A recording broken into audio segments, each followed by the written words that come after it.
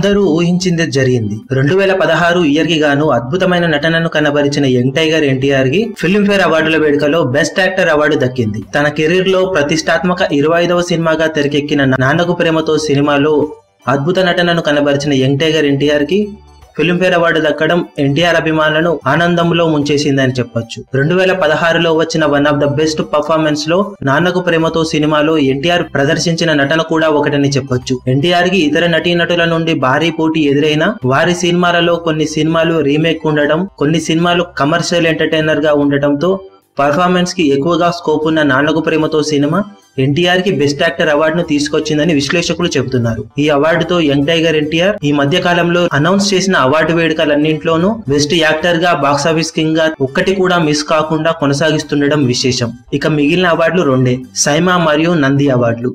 నంది అవార్డులు డిలే అవుతున్న upcoming season లో సైమా అవార్డుల వేడుక జరగబోతుంది కాబట్టి అక్కడ కూడా ఎన్టీఆర్ దే జయగైతనం అంటున్నారు విశ్లేషకులు.